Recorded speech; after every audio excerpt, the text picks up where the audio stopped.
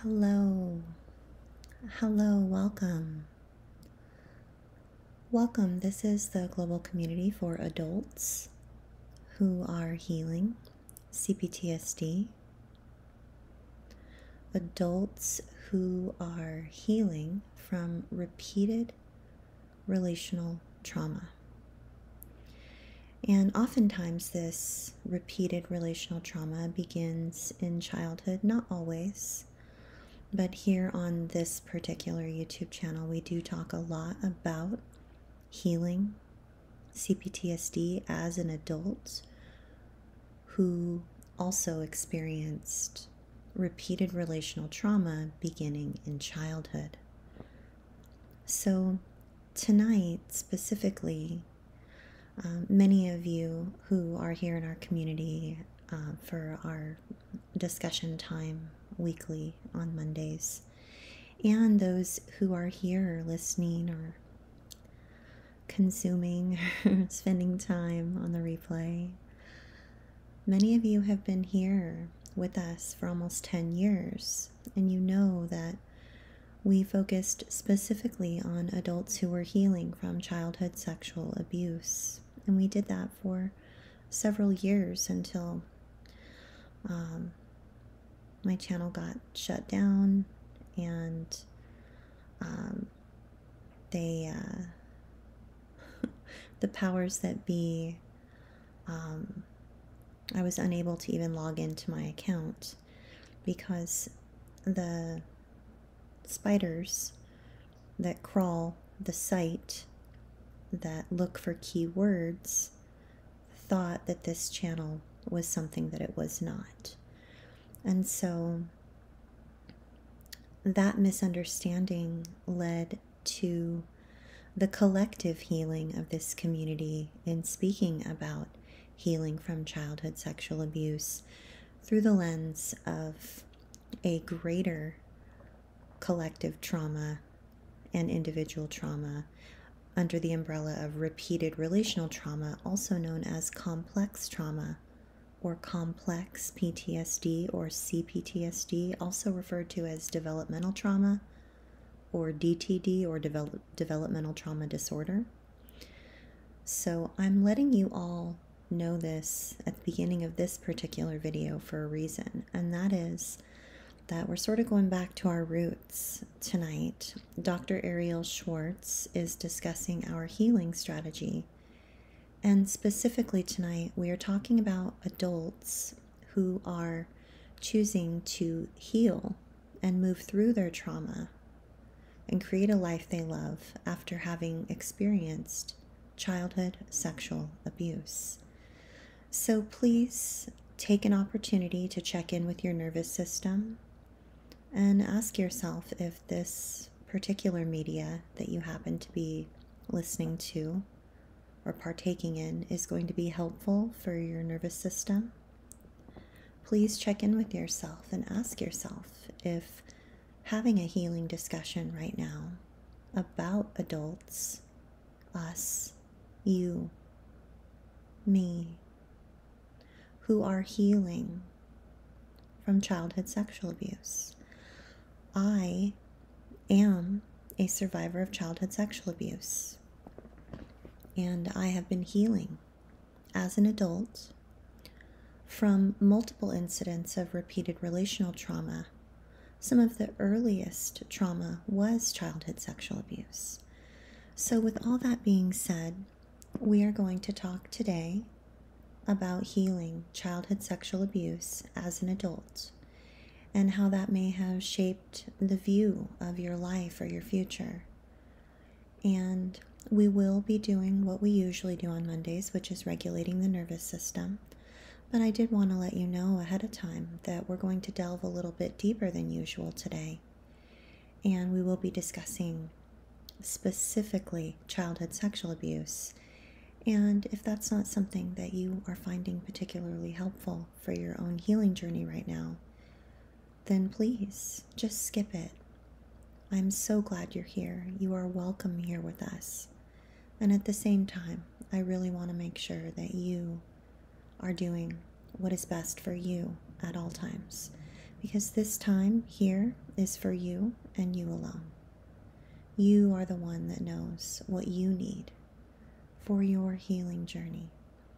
So a warm welcome to each and every one of you here. Thank you so much to the Blue Wrench crew. I couldn't do any of this without you. I'll go ahead and paste a comment in the chat box letting everyone know where they can find our greater community, where we have kind of a similar chat box experience away from social media every day. We have that 365 days a year.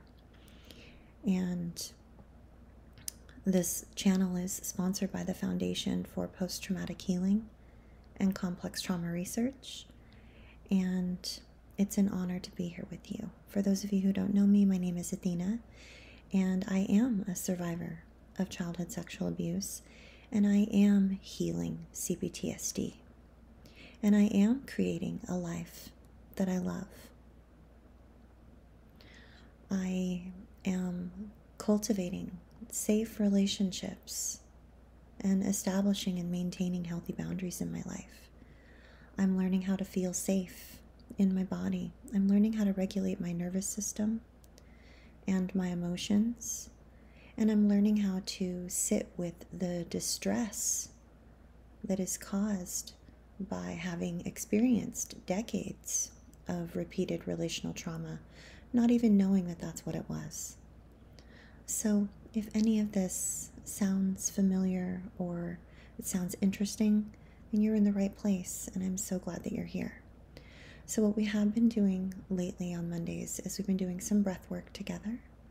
We read a meditation or devotional from Morgan Harper Nichols. We do our compassionate healing strategy with Dr. Ariel Schwartz. And then we end our time together with the Loving the Self affirmation by Lisa A. Romano. And that is what we will be doing tonight. And I'm so glad to be here with you all. So I'm going to go ahead and lead you in some breath work. As always, I will describe my setup for you. I'm sitting in my workspace. I do have my feet propped up out in front of me so that I can get a nice big stretch and hopefully a yawn. I have a pillow supporting my posture. My spine is strong. My heart space is open and my belly is soft. I want to invite you to participate in some guided breath work with us, unless that's something that you don't find helpful. If you don't find breath work to be helpful, the invitation for you would be to simply maybe consider placing one hand on your heart and one hand on your belly and just being here, present in the moment as we all breathe together.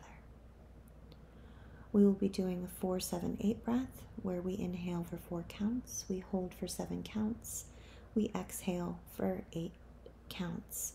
I'll count you in on your first breath and your fourth breath, and in the middle 2 breaths you'll be on your own. Again, if you don't find any of this helpful, that's okay. Simply sit with your breath. The breath is always a bridge back to the body. Let us begin. We're going to breathe in 3, 2, 1. Inhale. 3, 2, 1. Hold. 6, 5, 4, 3, 2, 1. Exhale. 7, 6, 5, 4, 3, 2, 1. On your own now.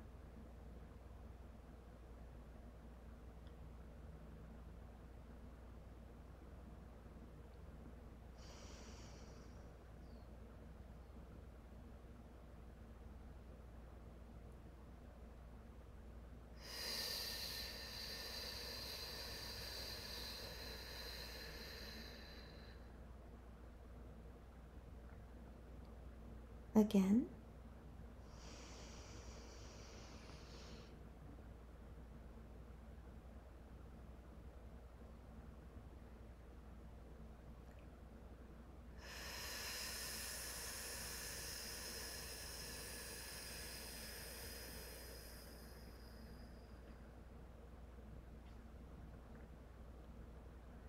Last time together now.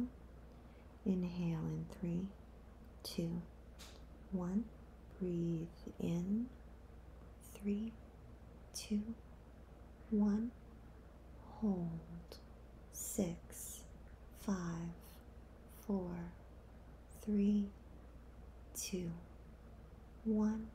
Breathe out. 7, 6, 5, 4, 3, 2, 1. Well done. Beautiful. Beautiful. So we'll transition into our time with Morgan Harper Nichols. We'll read a meditation or devotional with her.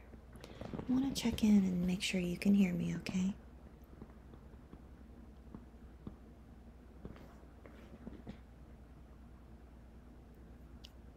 Oh, warm welcome to each and every one of you. It's so good to see you, John Harvey and Ninja Taco, Midnight Blue, Jeffrey Sherman, Craig, Nadine, This Be Me, Leah, Emily, Kate. If there's anyone I missed, I assure you it was not intentional. It's wonderful, wonderful to see you. Wonderful to be here with you.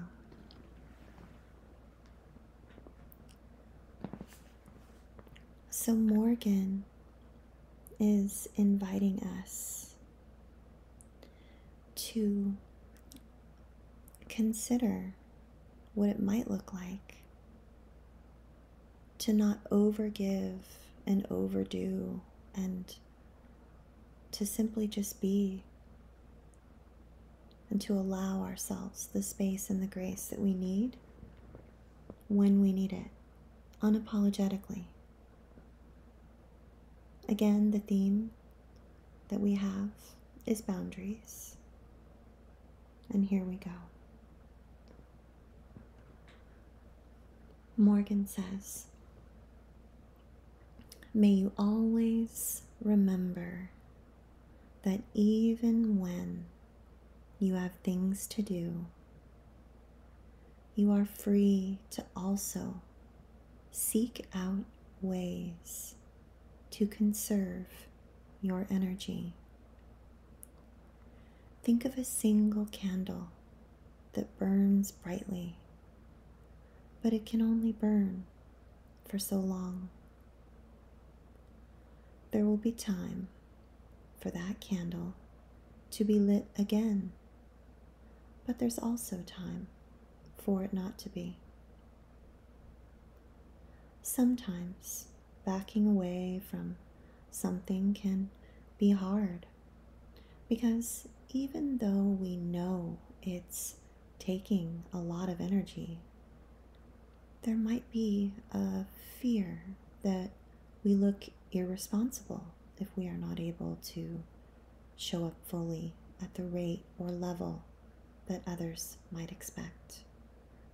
Or perhaps we want to continue working on something because we want to.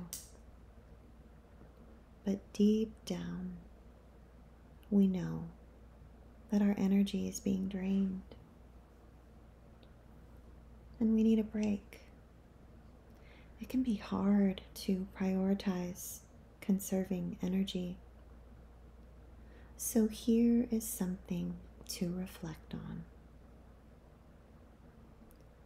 The energy you have is a valuable resource, and taking time to pace yourself doesn't mean you're being selfish with it. Just like a candle has moments where it is fully lit and lighting up the room just as it was supposed to. And then it has moments where the light might burn more dim before completely going out for a while and coming back on later upon ignition. Perhaps the same can be true of us. Perhaps there is an opportunity for us to give our all and also give our all to rest. And after that rest, come back when we are ready. May you continue to find new rhythms of giving what you are able to give when you are able to give. Trust. Trust that it makes a difference in the way you move through life and in the way you impact others.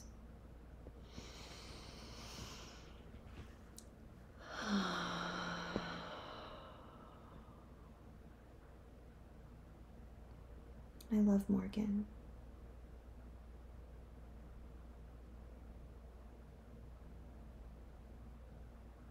So we're going to transition our time now, as I mentioned, to our time with Dr. Ariel Schwartz.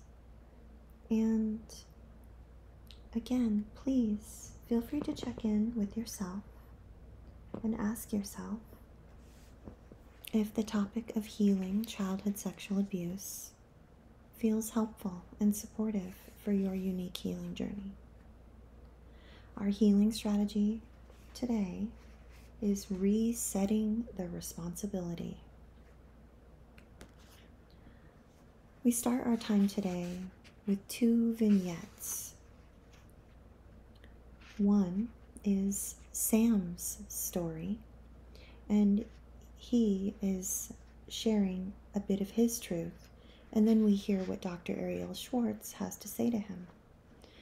And then the second vignette is Ayana, and she shares a bit of her story, and then Dr. Ariel Schwartz shares about that experience as well. And then we move to our healing strategy. So here we go. Sam said to Dr. Ariel Schwartz, "I can't seem to stop replaying scenes of times when my soccer coach would manipulate and abuse me. For much of my life, I believed that I was dirty and to blame for his behaviors. The worst part is how I treat myself now. I feel like my abuser is still alive inside of me." End quote. So Dr. Ariel says about Sam's story, she says, Sam came into therapy feeling tremendous shame. Initially, he had difficulty talking about his past. But as he felt more comfortable in therapy, he was able to open up. And I learned that he had been sexually abused by his soccer coach. Now, initially, his coach was unusually friendly. He would send gifts to the whole family. And he began inviting Sam over to watch the big games at his house. Sam shared that his whole family trusted this coach. So he was confused when his coach began to touch him inappropriately. He said that there was a part of him that liked feeling special. His coach told him that he was a better player than the other kids, and he made promises to recognize him as a star player. But he also threatened to remove Sam from the team if he told anyone about their special time together. Sam's coach died several years before he came to see me. However, Sam's complex feelings of shame, anger, and confusion still haunted him. He told me that he both hated his coach for abusing him and hated himself for not stopping the abuse. He alternated between fantasies of revenge against his coach and feelings of debilitating shame. Sometimes he would cut himself when the feelings of shame or self-hatred were strong. In therapy, we focused on helping Sam explore what he wished that he had said to his coach. He had an imagined conversation with his coach that gave voice to the thoughts and feelings that he was never able to say when the coach was alive. He also used journaling between sessions to help him move through his complex, painful feelings about the abuse. Additionally, he identified his own internal resilience, which his coach could not take from him. Through our work together, Sam recognized that his self-harming behaviors were a reenactment of the abuse, and in time, his urges to hurt himself decreased.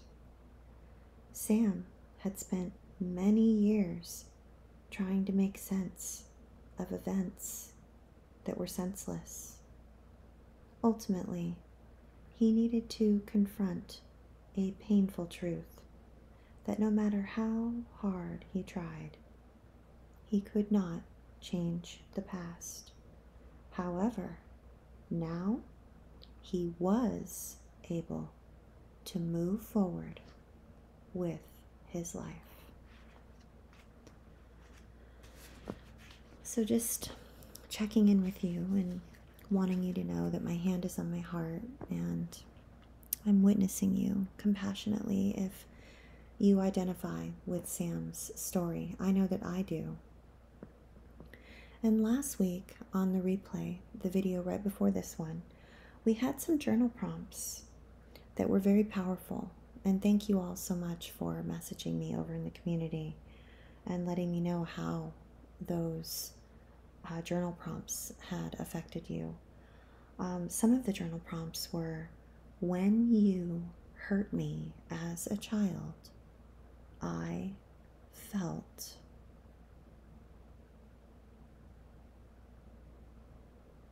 What I was most afraid of was what I wish I had said to you then, but never told you, was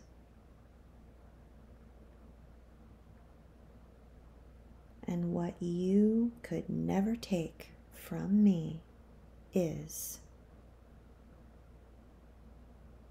And I know I am strong because.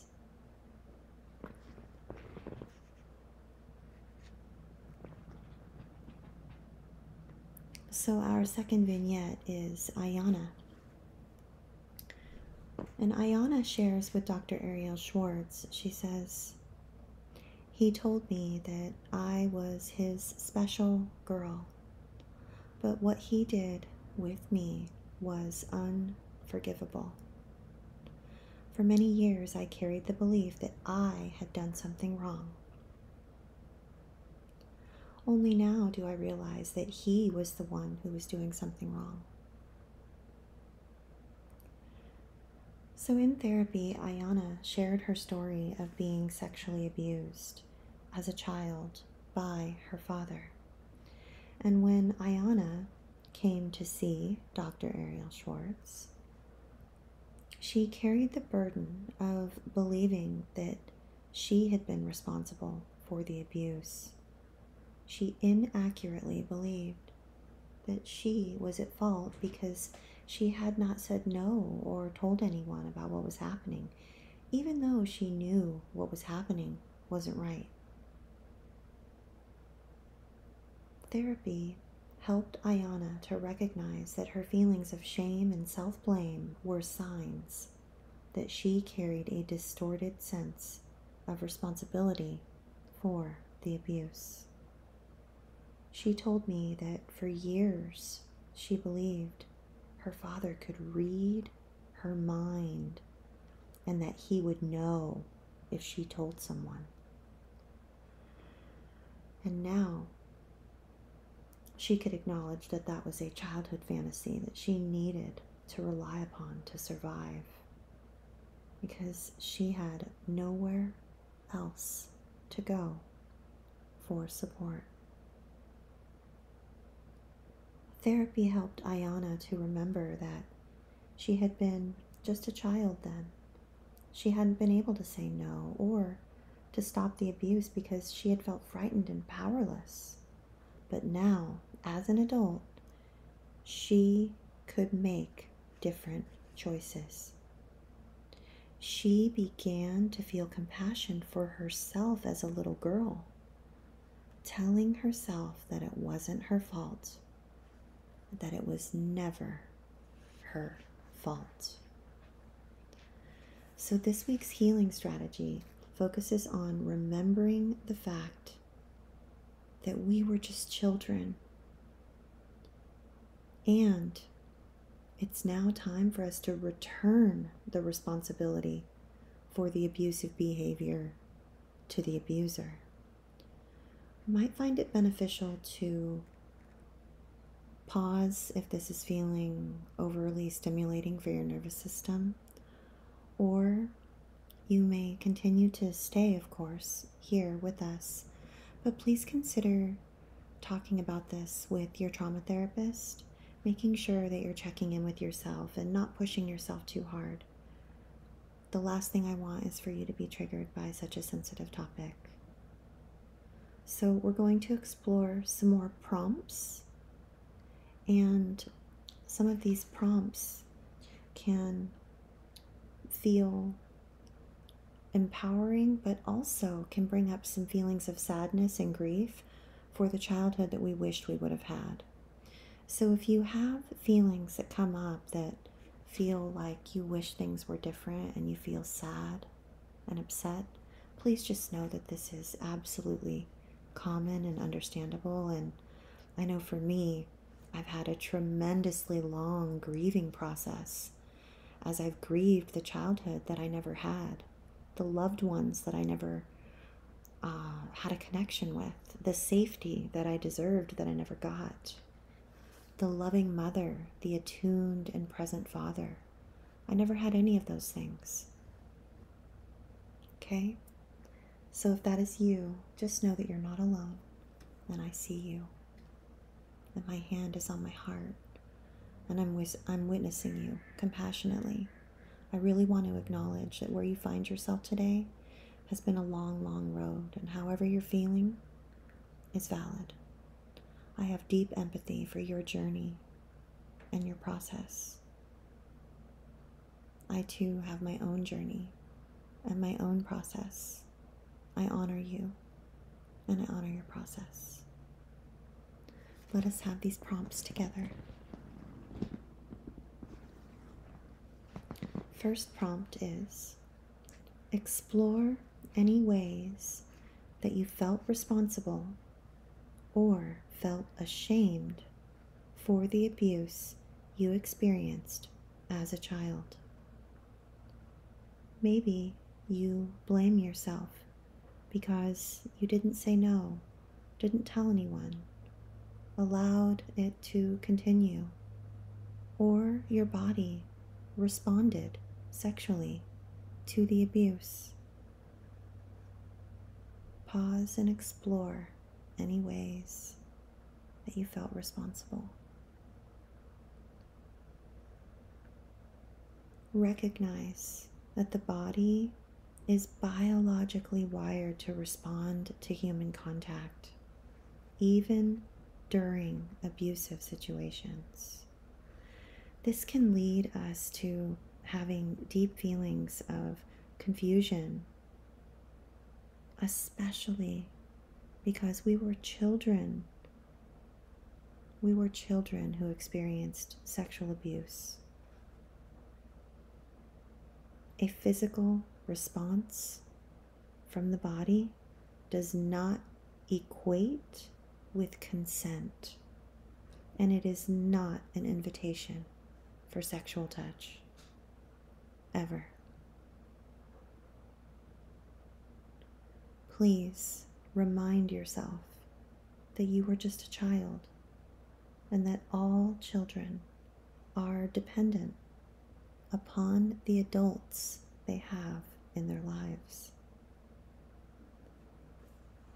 Gently take some time to reflect upon the reasons that a child is never responsible for abuse. Maybe you were powerless and you felt afraid that you would be harmed or even killed. Or perhaps you thought you were being a good child by doing what you were told. Or all of the above. If you're anything like me, you experienced all of these things. You're not alone. Take a few breaths with me and offer compassion for yourself for the painful challenges that you experienced as a child. And please consider making room for any feelings of grief or loss that arise as we take a few breaths together.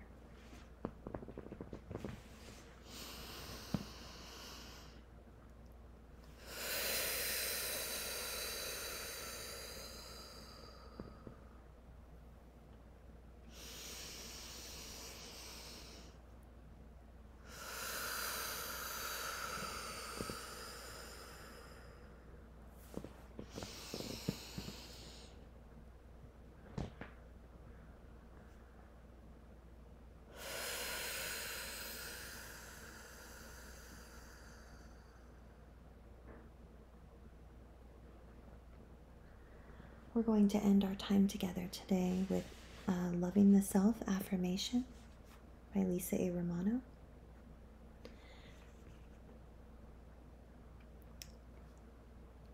Lisa's affirmation reads, "When I was little, it always felt like I was waiting for the other shoe to drop. And as a result, I now sometimes overreact in situations today as an adult.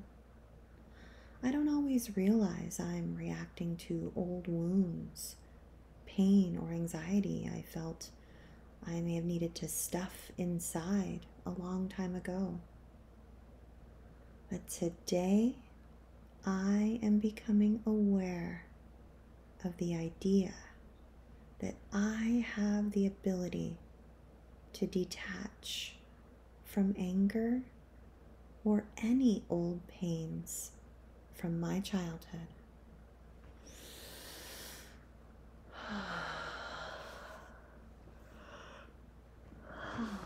I got a nice big yawn after that one. I just want to check in with you.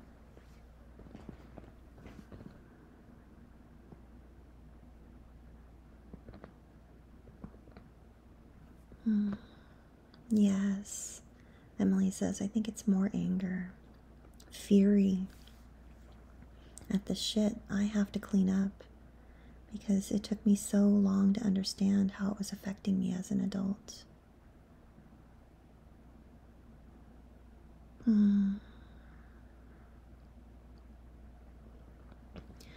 Please be extra gentle with yourself, Emily. We only know what we know. We don't know what we don't know. Hello, Miss Kira. It's always so good to see you. A warm welcome to anyone else I didn't get a chance to greet by name.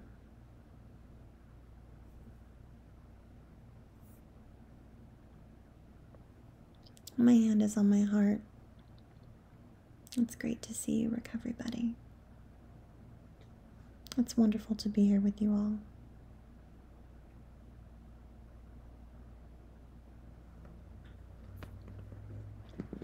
Again, please be extra kind and extra patient and extra gentle with yourself because you're worth it.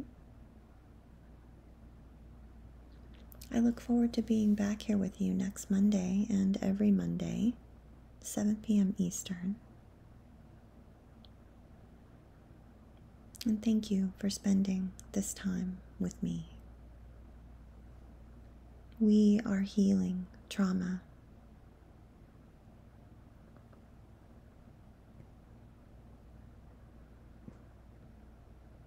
If you are an adult who is healing childhood sexual abuse, please just know that you're not alone.